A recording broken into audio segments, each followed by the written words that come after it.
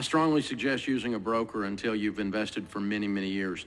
Not because a broker has some kind of magic insight, but you're looking for a broker with the heart of a teacher. And that's someone who can teach you why you need to look at different types of investments and why you might want to look at this mutual fund versus that mutual fund. Your investing, especially in your 20s, is all about learning about the investments as you go along as much as it is actually making the investment.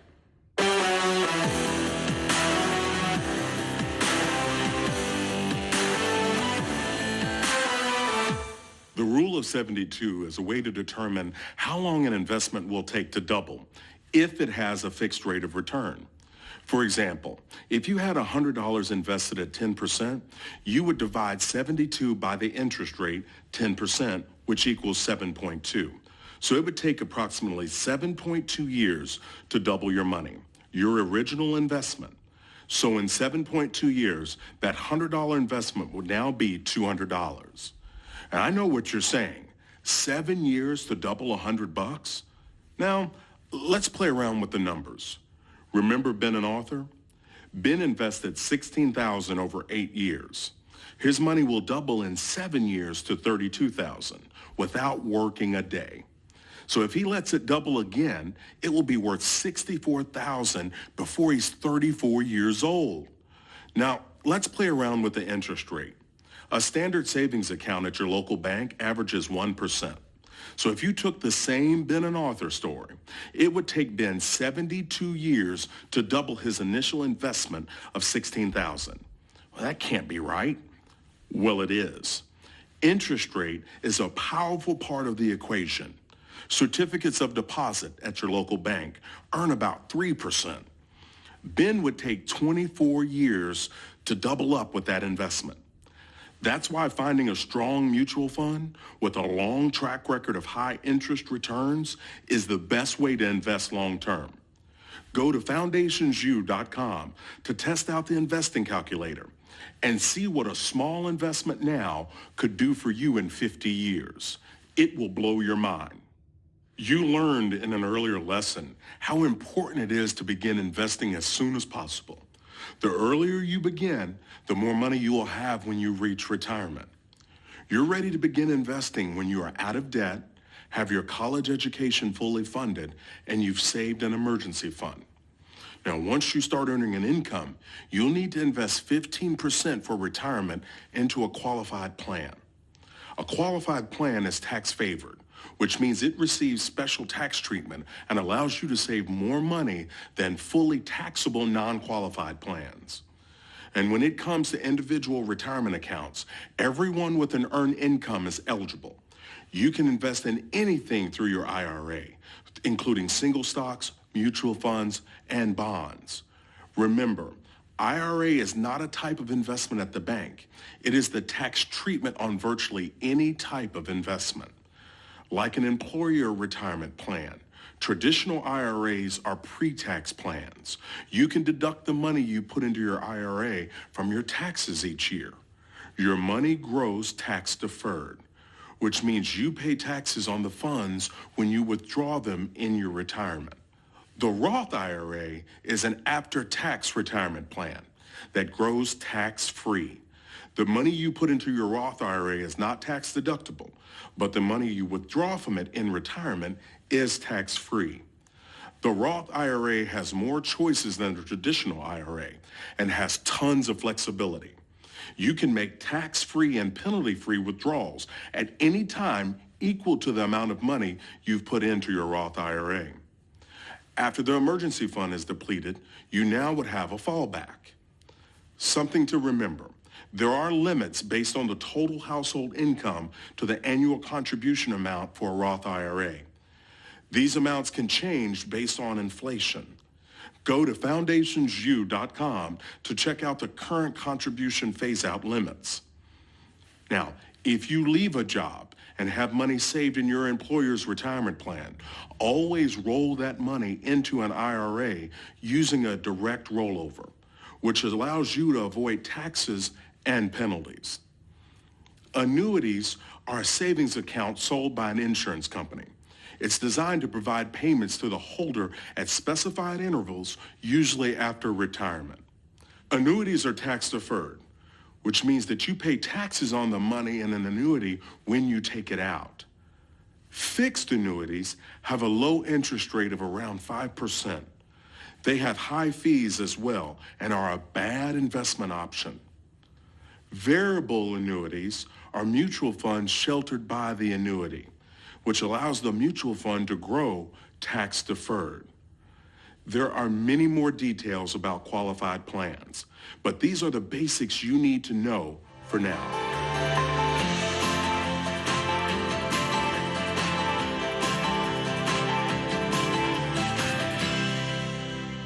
So as far as investing, we've talked about qualified plans, we've talked about 401ks and 403bs. Another alternative to investing is real estate investing. But you have to be careful. You don't want to move too quick in this. You want to make sure you got the right information and you have knowledge about the property or investment that you're looking at buying. See, it takes a lot of money to take care of a piece of real estate. So when you begin to look at real estate as an investment, there's a few things you want to know. First, you need to make sure you've got lots of cash on hand before using real estate as an investment. See, real estate is typically held for a while. People are going to buy that piece of property and they want it to appreciate, which just means grow in value. So it's all about timing. It's about being patient. It's about having a game plan. So you want to make sure that you're getting good advice from a professional realtor. You want someone you can talk to that knows the area, that knows what the property may appreciate to later. So you want to make sure that you have a game plan in your thinking. Real estate is typically held as part of a larger portfolio. Now, it's generally considered an alternative investment. It's that because it's going to cost you money. There are times where you're not going to see a lot of money back until you get ready to sell it down the road, unless you're renting it out. So you want to be thinking, you want to look at it. It's a part of your investment strategy. See, beforehand, you want to make sure that you're investing 15% of your income in a qualified retirement plan before you even begin to move into the real estate. See, real estate can be anything, okay? It can be land. It can be land plus a barn or an apartment complex or a home. So you have to start to think a little bit bigger. Real estate is the least liquid consumer investment, which means you can't quickly get your hands on the money. So you're going to have to sell the property before you can get the money out of it. So you want to remember, you want to make sure you have your emergency fund and you have things set aside, because once you begin to move forward into real estate investing, it's not something that's going to happen quick. Remember, you make your money at the buy. You want to buy low and you want to sell high, which means you want to sell it for as much as you can. Other special considerations when investing in real estate is to remember this: it takes money to buy it, it takes time to sell it, and it also takes money to maintain the piece of property, whether it's keeping up the home or taking care of the land. So you want to begin to think and understand that the real estate market is also cyclical, which means there are times that properties really go up in value, and there are also times that they begin to go down. Supply and demand rule in the real estate market. Remember, you make your money on the buy. So take your time, look forward, and remember, real estate is a long-term investment. It's not something you're going to do quickly because it can be costly. Bad ideas in the investment world. Bad ideas. The first one is gold. There's gold commercials all over the radio. They're all over cable. Buy gold, buy gold. If the economy collapses, we'll use gold. No, we don't. That's just simply not true. Historical facts are gold is not used when an economy collapses since the Roman Empire. Find me one. You know anything about, did you ever take Western Civ? I mean, look at them. There's no failed economy where gold became the standard. And let me give you a microcosm, a little micro failed economy, all right? You remember when Katrina hit New Orleans? There was nothing left. Just wiped it out, right? Anybody remember that? Say yes. Yes. That, in a sense, that's a failed economy right then, isn't it? Okay? People weren't running around down there with little bags of gold. But I tell you what, a bottle of water or a can of gasoline to get you about anything you wanted for a month or two there, wouldn't it? Goods and services sold and bartered are what happens when an economy collapses. People don't go, here, I'll give you my ring. They don't want your ring. They want a bottle of water. That's what happens. So that's a bogus thing. And besides that, over a 50-year track record, gold has averaged 4.1%. Hadn't even kept up with inflation. So the only gold I've got is I got some pretty cool cufflinks and a decent gold watch. That's the only gold I got. I don't own a single piece of gold, nor would I ever, ever, ever recommend you buy gold. Number 2, commodities and futures. Buying and selling stuff like pork bellies or wheat futures or oil futures. Any of you see the movie Trading Places with Eddie Murphy? That's what they were doing. They were running a scam in the middle of the commodities thing. Commodities is a great way to lose a bunch of money because really what you're betting against is the weather. This is dumb. Have you ever noticed that the only 2 people who can keep their jobs are economists and weather forecasters and still be wrong all the time? The rest of us, if we're wrong all the time, we lose our job, but they can keep theirs. Who knows what it's going to do? You don't know. I bought a gold future one time. I put 2 dumb things together. Gold, and I bought futures. This friend of mine was playing golf with this guy, and he'd been picking gold prices in the commodities market. And 11 out of 11 times he had hit. Pretty impressive. I'm 25 years old. I know everything. And I've got $5,000. So I put $5,000 in a 92-day future. That means in 92 days, if gold prices hit a certain level, my $5,000 would be worth $50,000 as a 10-fold kick. Pretty sweet. But if it doesn't hit that level, and if this guy goes 12 out of 12, I figure he's got a dozen in him, right?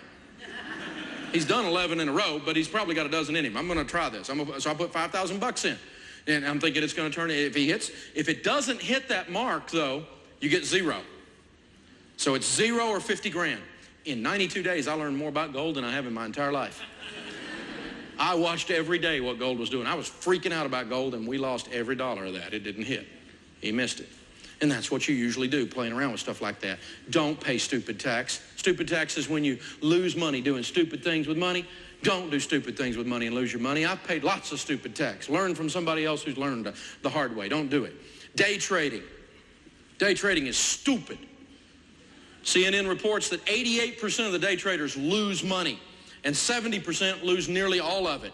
Not long ago, I had a lady from Louisville, Kentucky call me whose husband had lost $625,000 day trading.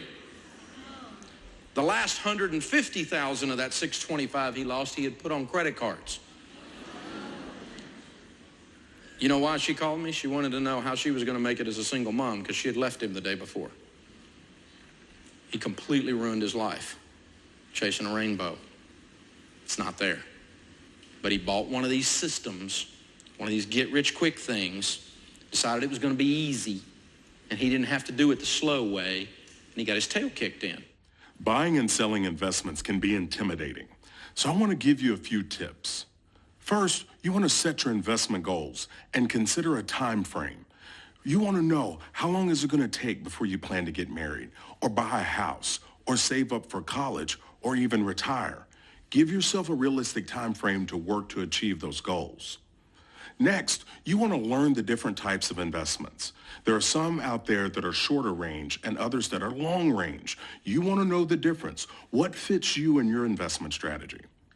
Then, you want to choose an investment professional. We recommend someone with the heart of a teacher. This is somebody that cares about you. They care about you reaching your goals. They work for you. So never invest in something that you don't completely understand. Take the time to ask the questions. Next, understand basic investment strategies and identify which ones are going to help you reach your goals. You don't want to do something that someone tells you to do without you understanding it. Also, build your portfolio. Make sure you diversify. You don't want to put all your eggs in one basket. It creates too much risk for that one basket. Finally, stick to your investment strategy. Throughout the stock market's history, 85% of 5-year periods made money, and 95% of 10-year periods made money. In the end, following these financial tips will help you reach your goals.